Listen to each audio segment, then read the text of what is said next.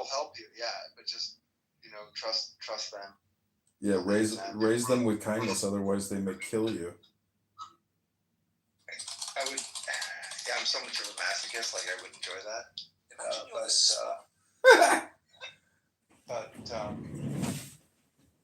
But like, I already outsource a lot of my thinking to my 10-year-old son. It's really crazy. He's like he's my new data storage device.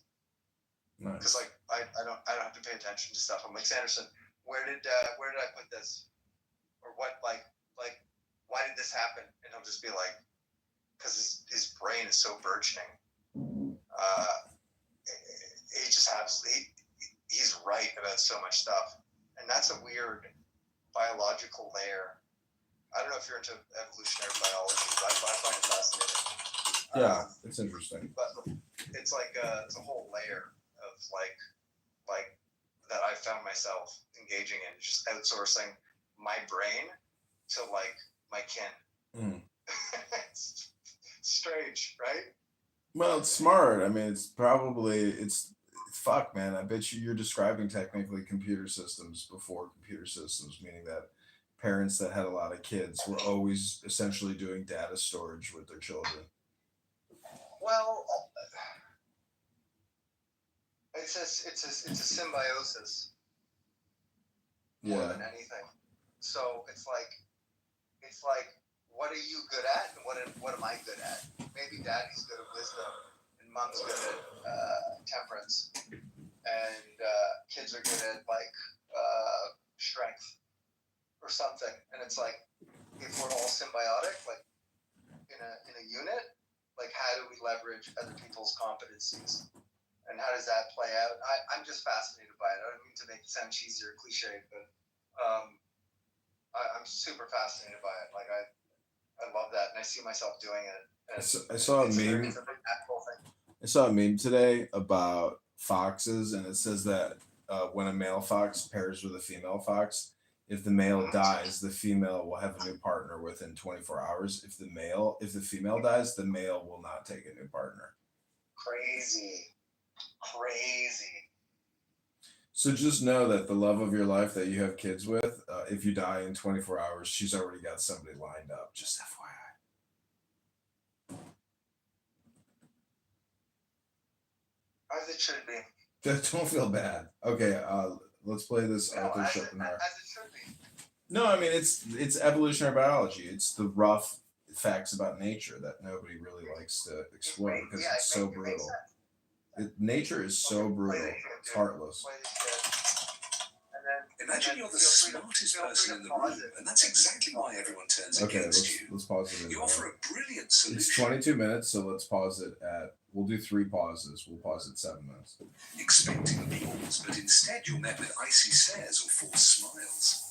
Ever felt the sting of being punished for your intelligence? It's a twisted paradox.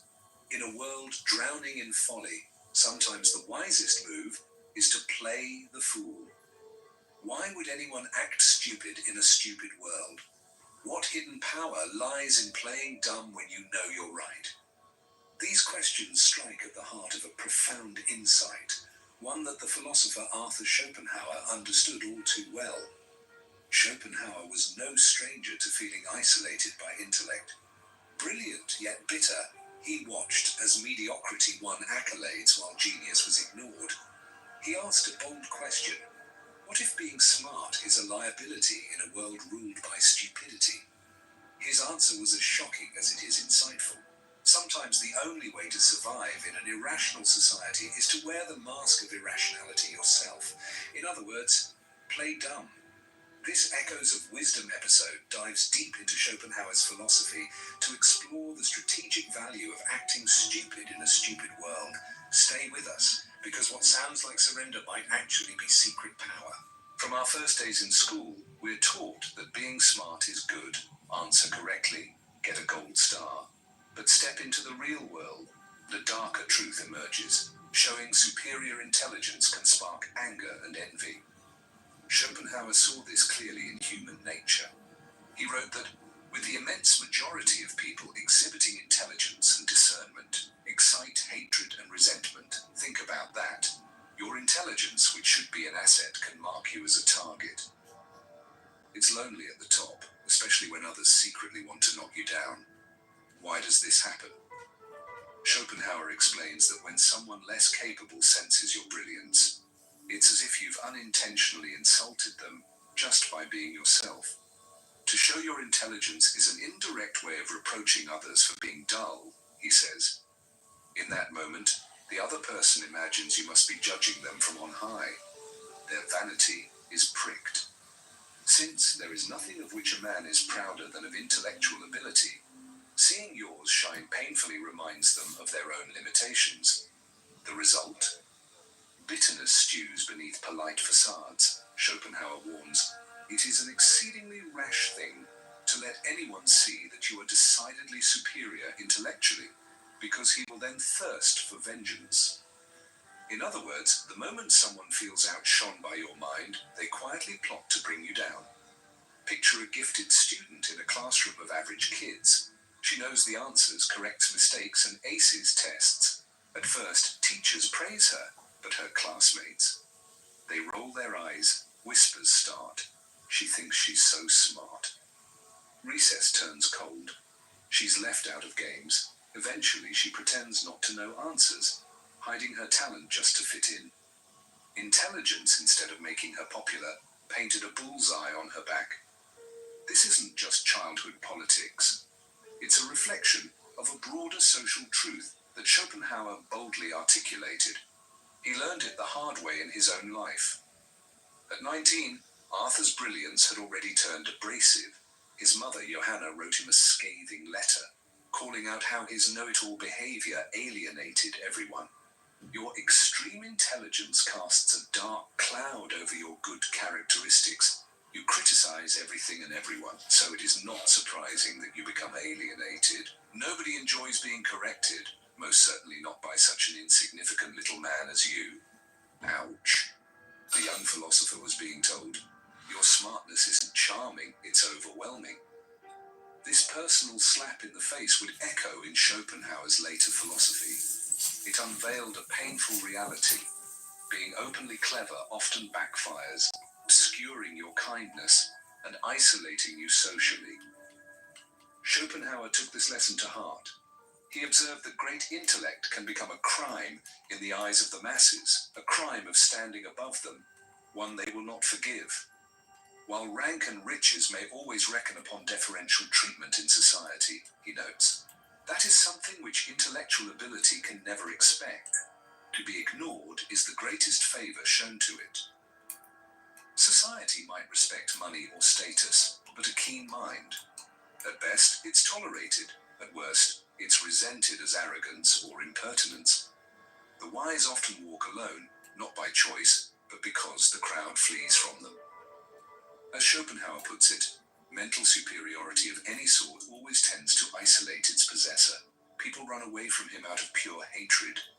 The intellectually gifted become lonely exiles, punished for the very gifts that could benefit everyone. So, what is a person of intellect to do in a stupid world? Suffer in isolation? Argue endlessly, trying to enlighten those who don't want to be enlightened? Schopenhauer offers a radically counterintuitive tactic: play dumb. If the world refuses to reward wisdom, then don't advertise it. Hide your sharp mind behind a friendly, unthreatening mask. In Schopenhauer's own words, the only way to win affection from people is to show the most animal-like simplicity of demeanor. This advice is startling. Be as simple as a beast to be liked. He doesn't literally mean become stupid, but rather project simplicity, the way an experienced actor might play a role. Why would being underestimated ever be a good thing? Because it disarms the envy and hostility of others. No one feels threatened by a fool. Once you don the jester's cap, people relax. They stop bristling defensively and might even let you in. Schopenhauer observed that it is a real recommendation to be stupid in society. It sounds almost sarcastic, but he's dead serious. When others see inferiority, it soothes their vanity. If a man is to be liked, he must really be inferior in point of intellect, Schopenhauer writes bluntly. Think of it like lowering your head to avoid the swinging club of someone's ego. They won't take a swing if they don't see you as a target. This idea isn't just Schopenhauer's. History and literature are full of wise fools. In many a king's court, the jester, the fool, was the only one who could speak truth to power, cloaking wisdom in humor. Consider the ancient strategy of feigned madness. The Bible tells of King David pretending to be insane to escape a hostile ruler. Shakespeare's Hamlet puts on an antic disposition, acting crazy to hide his very sane plans. Yeah, Sasha, this is basically what I've been doing for quite a while in my life now. Across cultures, strategy. Hey, by the way, I fucked up the link. That was not the correct one. I dropped the correct one in the chat because I messed up. I'm sorry. Just play the second one. It's way better. Okay. Hold on. Let me find it. I shared this one that we're going to listen to. Mm-hmm. It's fluid. You can share it with other people, friends that you have. And the response is always positive. Like people like it, like the idea of the information. It's really nice how it delineates the avarice of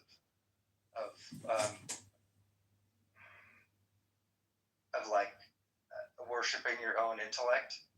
Mm-hmm. It's really humbling. It's quite good.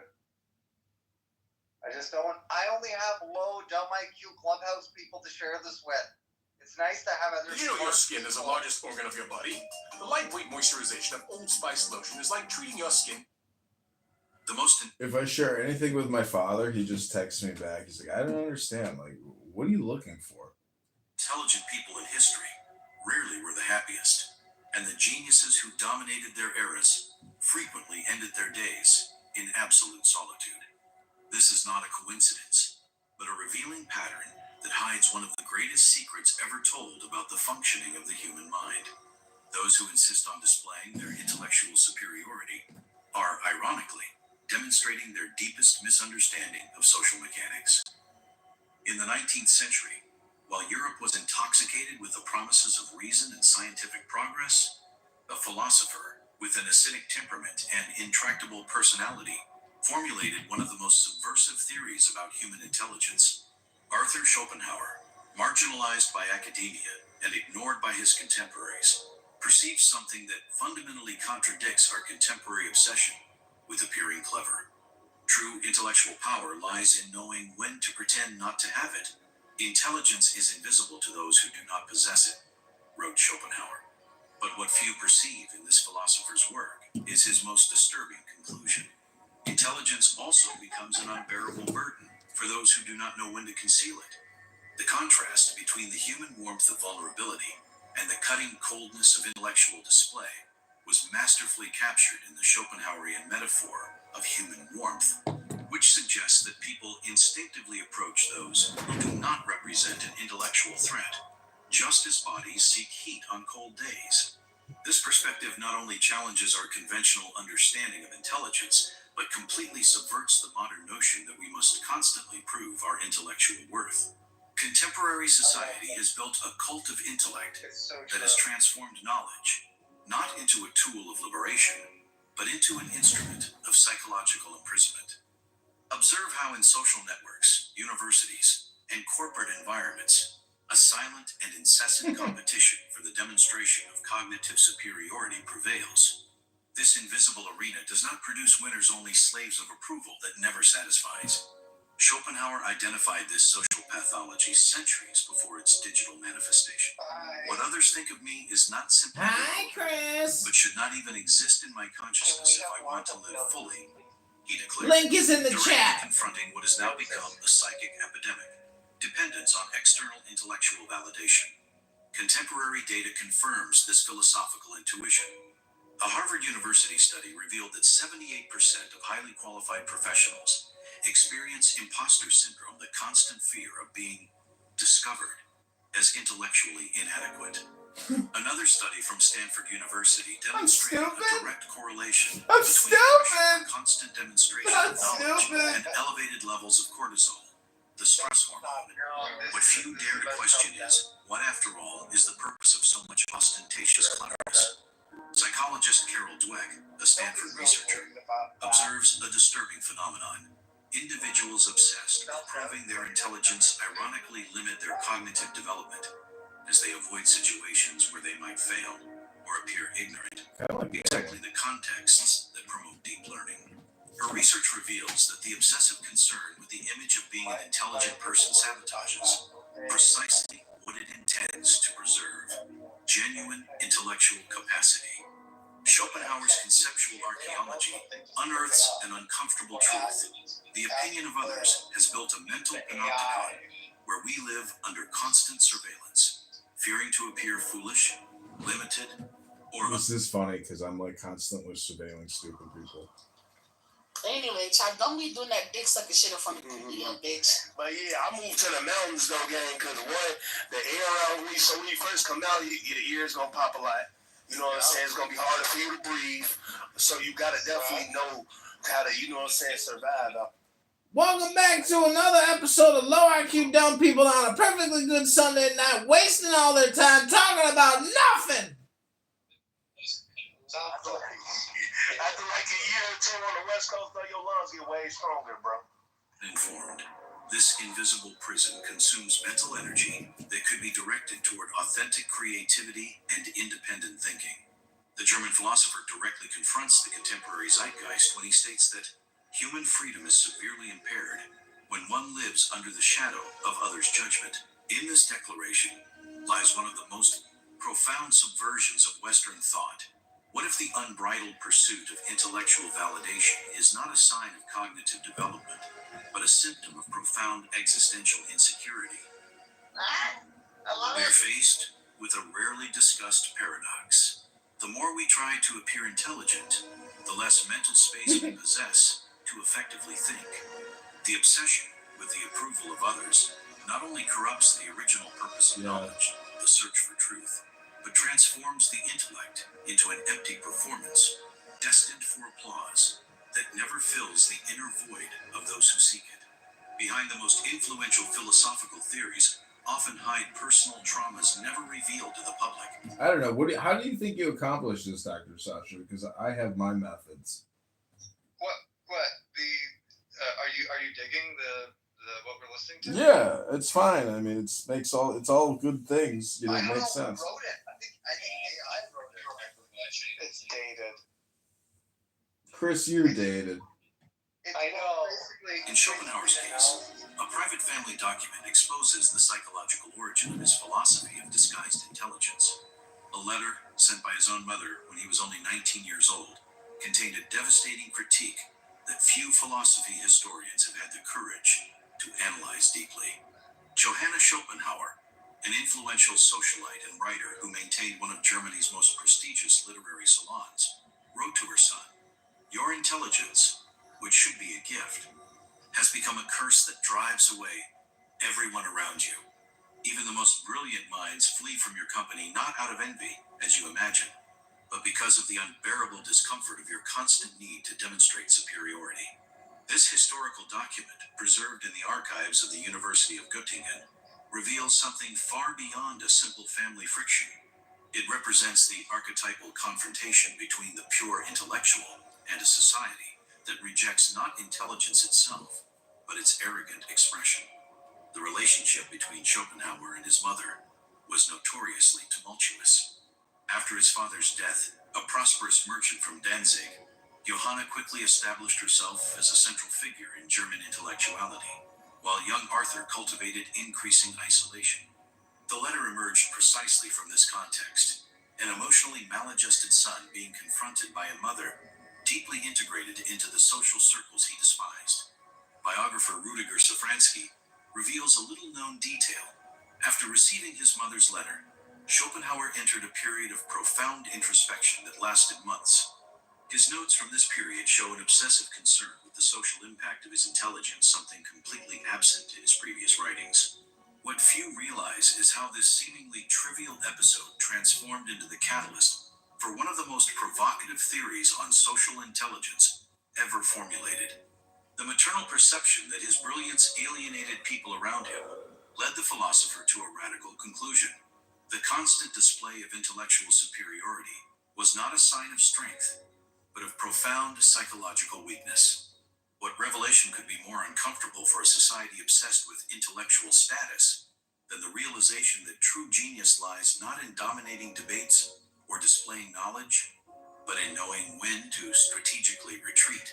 This inversion of values, born of a deep family wound, would transform Schopenhauer into one of the most scathing critics of Western intellectual vanity. What do Socrates, Jesus Christ, and history's most influential leaders have in common? They all mastered a subversive technique that directly contradicts common sense about intelligence, the strategic art of playing the fool. This approach, far from being a sign of intellectual weakness, constitutes one of the most sophisticated tools of power ever developed by the human mind. When Schopenhauer wrote that feigning ignorance serves as a special lens through which one can evaluate how artificial social conventions are, he was not proposing a manipulation tactic, but revealing a defense mechanism against the tyranny of others' egos. This perspective radically challenges our contemporary understanding of intellectual assertiveness. The Socratic method, frequently misinterpreted as a simple pedagogical tool, reveals its true nature when analyzed from this perspective. When Socrates proclaimed, "I know that I know nothing," while leading. So the thing is, basically, by being a comedian or reframing everything as comedy, it protects you like legally, morally, but it exposes the other people as being stupid by being stupid yourself. You're doing a mirror. It's also a tactic only people that are like chill can employ, like so people that aren't like all wrapped up in their own ego. Yeah. Like so it's very safe too. It's the safest way to be a subversive, yeah. But then you can also like you can reach people too, and it's I don't know, man. Like it's the way to be, you know. And there's no outward expression of anxiety and stuff, like because you can't be a proper clown if you're pushing all your shit onto other people. But most people try, most people do that. It's also the difficulty They try it. His interlocutors to inescapable logical contradictions. He was not practicing false honesty, but employing precisely what Schopenhauer would call strategic stupidity. Most men are so subjective that at bottom nothing interests them except themselves, observed Schopenhauer. This perception reveals why feigned ignorance works so effectively as a social tool. By reducing the perceived threat, one disarms the interlocutor's egoic defense, allowing uncomfortable truths to penetrate where direct arguments would be immediately rejected. In contemporary culture, Detective Columbo perfectly exemplifies this strategy. His apparent disorganization, naive questions, and constant hesitations constituted a carefully constructed mask that disguised a relentless analytical mind. The criminal, underestimating his interrogator, lowered his guard precisely when he should have raised it. Anthropologist Robert Cialdini, in his research on social influence, documents how professional negotiators frequently employ what he calls the strategic incompetence technique. By pretending not to fully understand the terms or implications, they provoke detailed explanations that reveal crucial information that would never be shared with someone perceived as intellectually threatening. This approach transcends trivial contexts. Studies conducted at the University of Michigan demonstrate that leaders who occasionally demonstrate intellectual vulnerability, admitting not knowing answers or asking for simple explanations, are perceived as significantly more trustworthy and effective than those who never demonstrate cognitive limitations. What today's society, obsessed with constant demonstrations of knowledge, fails to understand is the profound difference between genuine stupidity.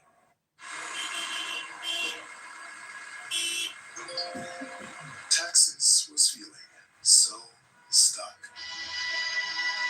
Now Texas is having a TurboTax expert. Don't forget to do your taxes, everybody. And strategic stupidity. The first results from real cognitive limitations. The second, paradoxically, from a superior understanding of human psychology. The authentic fool suffers from his ignorance, The strategic fool conquers precisely by appearing to have it, observed Schopenhauer. Anticipating by centuries the discoveries of modern social psychology about ego defense mechanisms and resistance to persuasion. The truth, uncomfortable for a culture that idolizes intellectual performance, is that the constant demonstration of intelligence often sabotages what it intends to achieve: genuine influence and human connection. In Schopenhauer's social chess, whoever insists on showing every brilliant move inevitably loses the most important match. The most influential corporations on the planet are not led by the most intelligent, but by those most skilled at manipulating the perception of their own intelligence. This subversive reality, which directly contradicts the dominant meritocratic discourse, is revealed with each deeper analysis of institutional power dynamics in the 21st century. Warren Buffett, the third richest man in the world, consciously employs what Wall Street analysts call the Nebraska strategy, a deliberate projection of provincial simplicity that masks one of history's sharpest financial minds. I prefer to appear a simple country bumpkin and earn billions than to impress intellectuals and lose millions, he declared in a rarely cited interview with the Financial Times. The phenomenon transcends the corporate universe. In contemporary politics, leaders who master the art of simple communication frequently outperform intellectually superior adversaries. A study conducted by Princeton University revealed that candidates who excessively simplify complex issues are perceived as more authentic and trustworthy by 67% of voters, regardless of the factual accuracy of their statements. Organizational psychologist Laura De Lozana, a Stanford researcher, documents how meetings dominated by intellectual showmanship produce 41% fewer innovative ideas than those where there is deliberate restraint of expertise. The psychological safety necessary for collective innovation is systematically destroyed by the individual need to demonstrate cognitive superiority. She concludes in a study published in the Harvard Business Review. What Schopenhauer perceived 2 centuries before modern behavioral science is that excess intellectual brilliance not only threatens others, it harms the very individual who displays it. Each unnecessary demonstration of knowledge represents not only a lost opportunity to learn, but also a brick added to the invisible wall that separates the genius from genuine human connections. Strategic stupidity manifests with particular effectiveness in high-risk negotiations. International conflict resolution experts report how negotiators who occasionally do not understand complex proposals frequently obtain significant concessions, while their opponents, eager to demonstrate superiority, prematurely reveal crucial information. The psychological cost of always trying to appear the smartest person in the room is rarely openly discussed. Neuroscientific studies from the University of California demonstrate sustained activation of the amygdala, a brain region associated with stress in individuals compelled to maintain constant intellectual performance in social environments. In contrast, those who practice what researchers call situational cognitive humility show significantly greater activation in the prefrontal cortex, an area associated with creative thinking and complex decision-making. The question rarely asked, but essential to understanding Schopenhauerian dynamics in the 21st century is, how much of our creative and relational potential do we sacrifice on the altar of intellectual vanity? The disturbing answer for a society obsessed with academic credentials and public demonstrations of knowledge perhaps explains why so many recognized geniuses live lives of profound loneliness and existential dissatisfaction. History's most isolated geniuses died alone, while mentors of average intelligence built empires of influence across generations. This recurring pattern hides a neurological truth that modern science has only begun to understand. The human brain is programmed to connect not with intellectual perfection, but with authentic vulnerability. People approach those who do not threaten them intellectually in the same way they seek warmth on a cold day, wrote Schopenhauer in one of his most revealing metaphors. What contemporary neuroscience confirms is the biological foundation of this intuition. The limbic system, responsible for forming emotional bonds, activates significantly more in the presence of perceived vulnerability than in the face of intimidating excellence. Studies conducted by neuroscientist Matthew Lieberman reveal that the brain processes social rejection in the same region that processes physical pain. The threat of intellectual inferiority, activated when someone systematically demonstrates cognitive superiority, triggers the same neural circuits associated with threats to physical survival. In light of this neurobiological evidence, so this is essentially what happened to Camelo or whatever, and he stabbed that kid in the heart. He's like, "You made fun of me. You're gonna kill me. I'm gonna kill you." the cultural insistence on flaunting knowledge appears not only socially ineffective, but biologically counterproductive. The most innovative educational institutions on the planet have already incorporated this counterintuitive perspective. MIT revolutionized its curriculum by implementing what they call learning through vulnerability, a system where teachers deliberately demonstrate cognitive limitations to create environments where students feel safe to take risks and fail. Preliminary results show a 43% increase in creative problem solving compared to the traditional model based on uncontestable intellectual authority. The paradox of expertise is that the more you know, the more you realize how much you don't know, observes organizational psychologist Edgar Schein. This observation reveals the fundamental contradiction at the heart of intellectual. So Sasha, one of these days, I have like multiple hypnosis records, and some of them are like so laughable, but they're actually still really valuable because they're direct hypnosis records of like people who actually like put out a product about how to hypnotize yourself. Huh? I can't be hypnotized. Yeah, hypnotize me more. I want something that's gonna make me a good person. Like all kinds of. It's not. That's not what it's All kinds about. of, like, It's not about. fantastic or It's not about reprogramming you. It's actually about relaxing you. That's all it's actually. No, all I about. want to be reprogrammed. No, all it can actually do is relax you so you can make better decisions. But you can't No. actually be reprogrammed. Mm. All it does is Shit. just induces, it changes your brainwave states. Be hijacked for an hour or two. It changes your brainwave states and it distracts you, but it relaxes you. That's the whole point. And then when you emerge from the deep relaxation hypnosis, you go do what you got to do because your brain is no longer thinking about a million things. That sounds really nice. That's what it's for. It's to help you get your shit done. Because there's so much chatter out there. Putting My brain's not thinking about it. Have you guys ever tried Himalayan dive sleds? What? Get a bucket from Home Depot, like a big bucket, like a 5-gallon bucket or larger. Shit in it? And then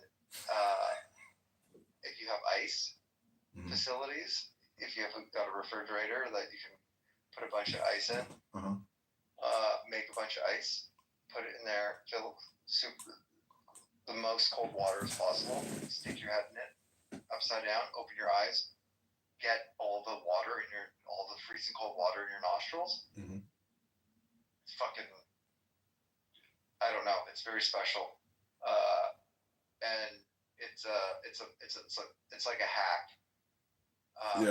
To get you into that very relaxed state that you were talking about. Yeah, it's like icing your brain. It's a biophysiological hack. Yeah, but it's not icing the brain. Whatever. We're pretty robust. It causes something. There's like I don't know what it is, but it feels so good after. And you sit down on the couch or you just go to bed and you'll be like. It's like heroin. I've never taken heroin, but I would imagine it's like the effect whenever I do dunk my head in ice water and try and people do the cold plunges. Hold my breath for as long as possible. Yeah, the effects are undeniable, and they're real. What is what's the Wim Hof method called? What is that? It causes ketosis, right? Well, he does the breathing thing. I don't know about that, but he likes to go out in the cold. Yeah, the whole thing. Like if you ice, certain parts of your body starts sending more blood to that area. So what you're doing is like you're reducing inflammation, and a lot of people I think do have brain swelling, And if you do a cold bucket, head dunk, like it's the same belief that if you have swelling, you should ice it. Apparently, your spleen releases a bunch of white blood cells, or maybe hemoglobin. I don't know. I think it was described by one of my OG clubhouse nerd friends. That's how he described it, and I don't know if that's like. It's got to be true because your brain produces so many chemicals. When you go to the gym and you do a squat or you do a bench press, like your brain is producing tremendous amounts of chemicals being excreted real time as you're pushing. Yeah, all the neurotransmitters and everything, and all the linkages between the mitochondria and the axons and everything in your brain and throughout your body. Yeah. But the thing is, to me, is like you can hack your brain by hacking your body, but the other thing is reading books. If you want to really program yourself, put external programs in your brain, and you'll change who you are. I wish I was better at reading. I stopped reading in my early 20s. The number one excuse is you're lazy. That's it. Is you're lazy. There's no other real good explanation. See, the thing is, you have to make it an experience. Like when I read, I do performative reading. But like you might not understand me properly, Edmund. John, whatever. Just record. You have to turn books into different platforms. I can actually read 5 pages and not, like, it doesn't go into my head. I get it, but that's the thing is it's actually there. You can't actually access it, but it is there subconsciously. So the thing is, I create records of what I'm reading. So I'll go on YouTube across 15 different phones and do 1-minute clips, and I'll read for 15 minutes. You got 15 phones? Yeah, I'll create 15 different clips. You should be born in China with like the fucking stands. I know. iPhones and everything. I know. Oh, that's cool. But what I'm trying to tell you is there is a way to offload the inability to comprehend because you're thinking about too many things even while you're reading. Like I will read things and I'll have absolutely no idea what I just read, but I will have read it perfectly and I'll have it in a 1-minute clip on YouTube and then I'll go back and listen to it for comprehension because I was thinking about something else as I was making the recording. Whoa. You can also read to your subconscious if you just let the words of the book let your eyes pass over the words of the book.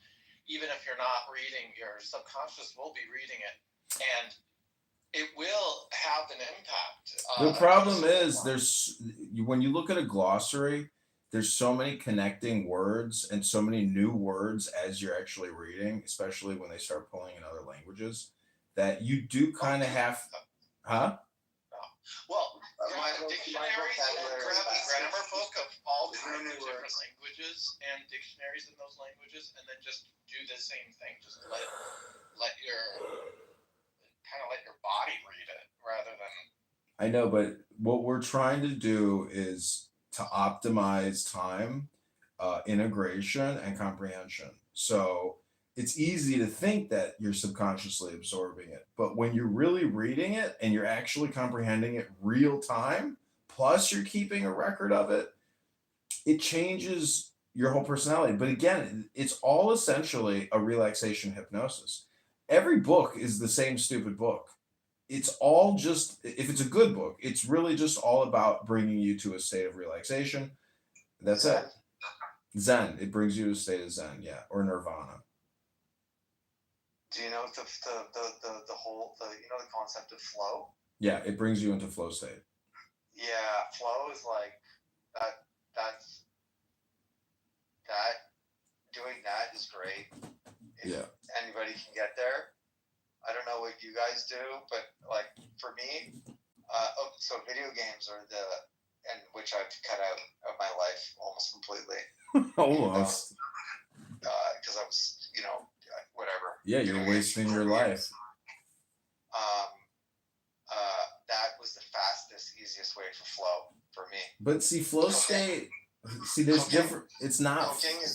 Cocaine cooking because I'm a good chef Mhm. or whatever, home cook. Cooking is like the next best. Mhm. I hear that a lot. And building is really good. Mhm. Working physically, these are all like where you just get out of yourself, Mhm. and you exist. Yeah. Like as you're meant to exist. And then so I don't know what the other hacks are. I'm sure there's like more fundamental work to do, because then I could just access it more readily if I did the real work on my spirit and everything, and I'll get there. Yeah. Anyways, if I had an MK Ultra camp, like fat camp, where people would willingly come to my facility to be brainwashed, I am 100% sure that I could develop a curriculum for complete and total brainwashing. And my participants would be so happy because they'd be like, wow, like they would leave there totally reconditioned, reprogrammed, and so happy because they would be taking with them an actual methodology to continue doing it. Yeah, but the thing is, though, you have like you owe them, the power that you were given with the charisma, and if you're like a energetic, attractive person, and you look in the eye and stuff, you can get people to do anything. It's not about getting people to do anything. It's basically teaching people meditation. That's all it is. Doge, that's the danger. No, it's not. There's no danger. The thing is, you have to. Danger. So Snowflake Peanut Butter says, "This is not the real Sasha. You're fake." There's no danger. I'm too ugly. So it's okay. Well, Snowflake, I don't. This is not the real Sasha. Well, there's another Sasha that talks like, "Hi, my name is Sasha. Everyone calls me her." Are you serious? And I talk in the religious rooms. Yeah, and I don't know. That's another Sasha. But another way to describe this MK Ultra stuff is essentially Gnosticism or Gnosis, which is you can chant yourself into a deep state of relaxation. So the thing is, it doesn't really even take drugs or alcohol, but I think they help actually. Yeah. Yeah. Yeah. That's what I thought. What is it? How does it go? You might be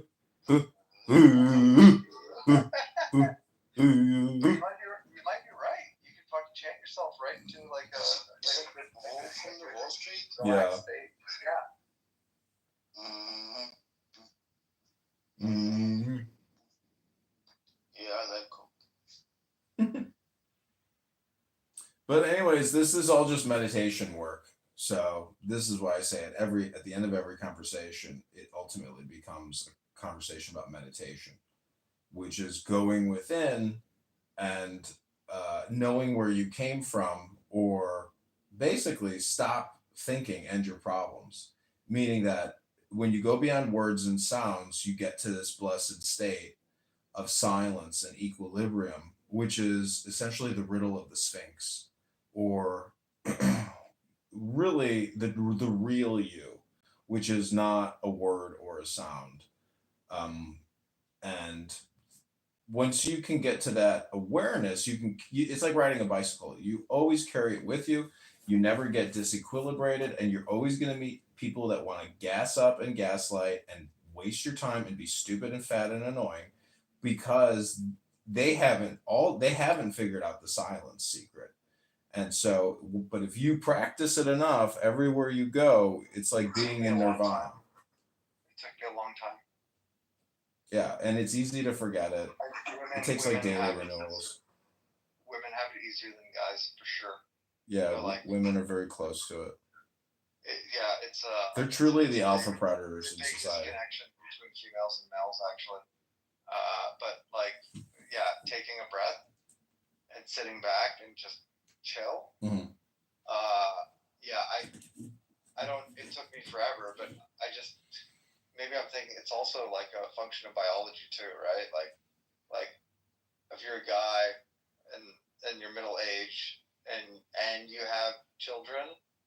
fucking like your testosterone is like, it's not coursing through your veins that you want to like hump the bedpost every morning.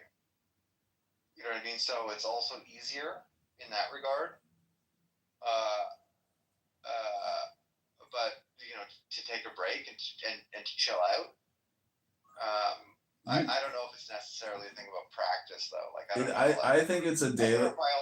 No, I think you have to put yourself back into the brainwave state daily to essentially, if you want to get back to the source. And a lot of women, they are very big into meditation, but they don't even consciously know they're meditating. But the other thing is, if a woman is taken from a man or created out of a man, that means they're degraded. And maybe they're closer to the source because they're stupider or dumber or more foolish. So, you know, women have it easy because they're not the original model. They're actually the downgrade model of a man. However, it's like a fucking rip. It's like a fucking rip. Yeah. You know? I mean, in every woman, there is a man trying to get out, or hidden or trapped. I mean, they came from us. You know what I hate? I hate fucking dual income. I hate dual income. It ruined the West. It ruined the world. It's so easy to say that, but truth is, it's just more of the same problem, which is thinking and opinion making. So, you know, if you can meet a woman, I don't know. I'm more of the school thought now, like that. Like it's good to be slaved to things, and like biology is a great thing to be slaved to, and having like, hey, guess what? You got to wake up at 9 or at 7 every morning. You got to make breakfast. You got to go. You got to go be productive. Mhm. Like those strictures, I think are like quite healthy, as long as they don't get, you know, fucking tyrannical. Well, it's all cultural conditioning because you don't live in a village in India where when you're tired, you go to sleep. When you're hungry, you eat, and when you go to shit, you shit. I mean, people will sit at their workstations at work for 3 hours past the time their body says, "Hey, you got to take a shit." They'll just sit there and keep working, even though they know in the back of their head you've got a massive turd building in your colon, and it's turtle heading. This is some Indian factory farm. I think you're talking about. I'm not saying it's going to be a great life, like you got a working shower and a toilet, but I'm just saying that it's, you know, it's more lax. I don't know. That is a good life if you have a working shower and a toilet. It's a great life. A lot of people don't have electricity. I mean, you know how many people in this world don't have electricity? I know. A lot of people are fucking getting sick and dying of like cooking food indoors. Do you know how many people died this week of food poisoning? Do you know how many people this week died, you know, getting in an Uber and going somewhere? I mean, it's just... How many people in the West didn't use their fucking brain even though they had supply it with an adequate amount of glucose?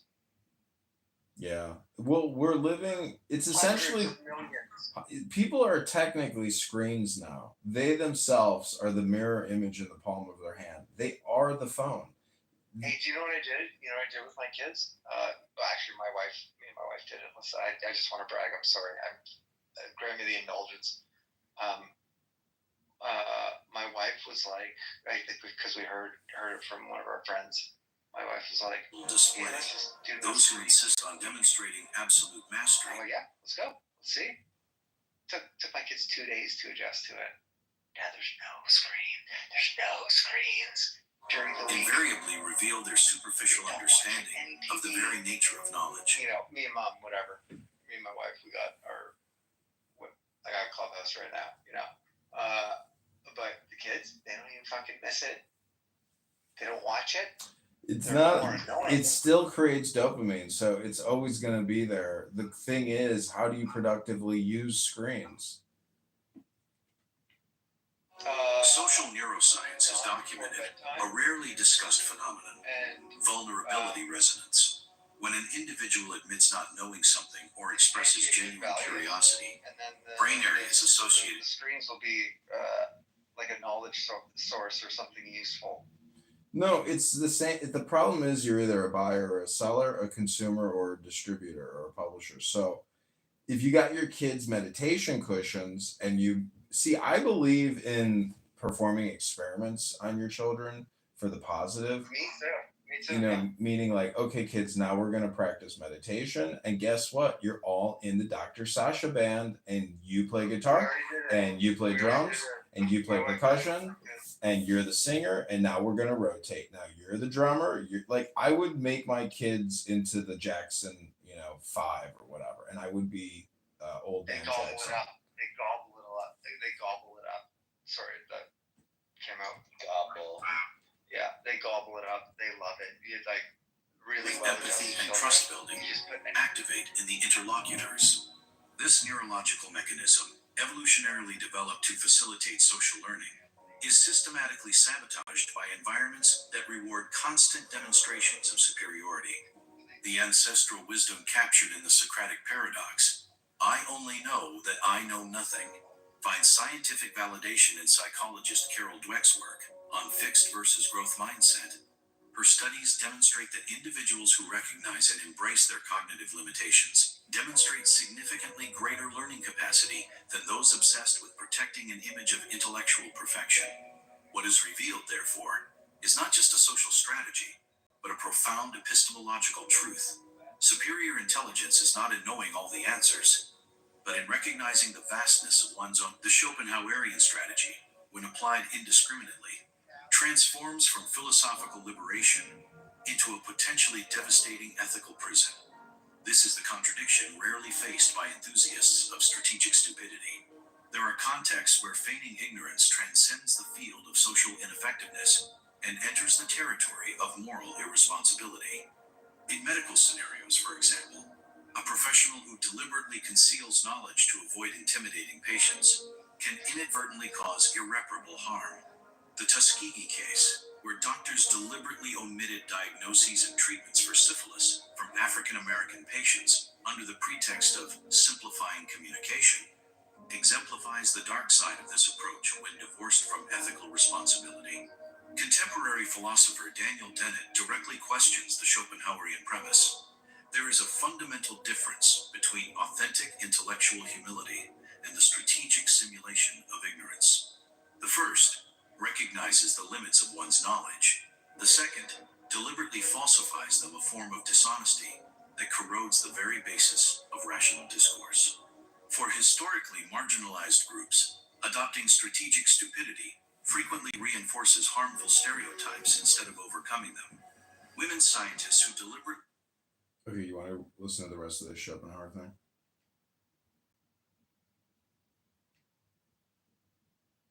diminish their credentials to please male colleagues not only compromise their individual careers, they perpetuate systems that systematically devalue female contributions to knowledge. Social psychologist Claude Steele, in his research on stereotype threat, documents how members of stigmatized groups face a perverse dilemma, demonstrate competence, and face social rejection. Why is Amazon paying me $63,000 a month? Well, I didn't make this kind of money. Or confirm negative stereotypes to gain acceptance.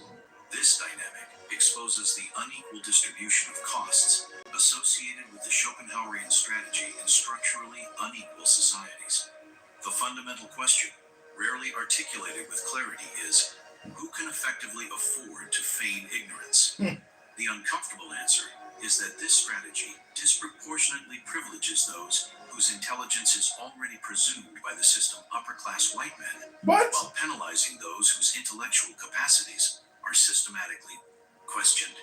Schopenhauer himself recognized this limitation when he observed that wisdom requires discernment about when to demonstrate knowledge and when to conceal it. This crucial nuance is often lost in superficial interpretations of his social philosophy. The balance, therefore, is not in choosing between arrogant display or strategic pretense, but in developing genuine contextual sensitivity, understanding when the direct expression of knowledge serves essential ethical purposes, and when its moderation facilitates meaningful human connections. History's greatest manipulators were not the brightest, but the most sensitive to the invisible dynamics between intelligence and power. This observation reveals the true axis around which Schopenhauerian philosophy revolves. It is not simply about choosing between displaying or concealing knowledge, but about developing a superior form of cognition that transcends this simplistic dichotomy. Relational intelligence, a concept that synthesizes the core of the Schopenhauerian proposal, is defined as the metacognitive ability to modulate the expression of one's knowledge according to the social context, strategic objective, and psychological needs of the interlocutors. It is not about a manipulation technique, but a superior understanding of human informational ecology. Research conducted by psychologist Howard Gardner on multiple intelligences offers scientific substrate for this perspective. Gardner documents how individuals with high interpersonal intelligence frequently outperform those with superior IQ in contexts that require leadership and social influence. What is missing in his analysis, however, is precisely the Schopenhauerian element, strategic awareness about when to activate or suppress demonstrations of other forms of intelligence. A practical framework for developing relational intelligence begins with diagnosing the context through three fundamental questions. What is the primary objective of this interaction? Information transfer, building emotional connection, or decisional influence? What is the psychological profile of the interlocutor in relation to the threat of perceived inferiority? What elements of the social environment amplify or neutralize implicit intellectual hierarchies? Neurologist Tara Swart identifies distinct neurological patterns in individuals with high relational intelligence. We observe greater connectivity between the prefrontal cortex and limbic system, allowing superior integration between cognitive processing and emotional reading. This neurological evidence suggests that the ability to modulate intellectual expression is not just a social skill, but an advanced form of brain integration. To develop this capacity, specific practical exercises demonstrate proven effectiveness: the deliberate practice of asking questions instead of offering answers, the conscious cultivation of strategic silences in heated discussions, the technique of empathic reformulation, where one repeats another's argument before presenting one's own, and the disciplined habit of identifying moments where the display of knowledge primarily serves egoic gratification instead of legitimate communicational purpose. The Schopenhauerian perspective, when translated into contemporary practices, does not propose falsity or manipulation, but a superior form of authenticity, one that recognizes the fundamentally relational nature of human intelligence. True genius is not in accumulating knowledge, but in applying it with precise relational discernment. The true mark of genius is not in what one says, but in what one deliberately chooses to keep silent.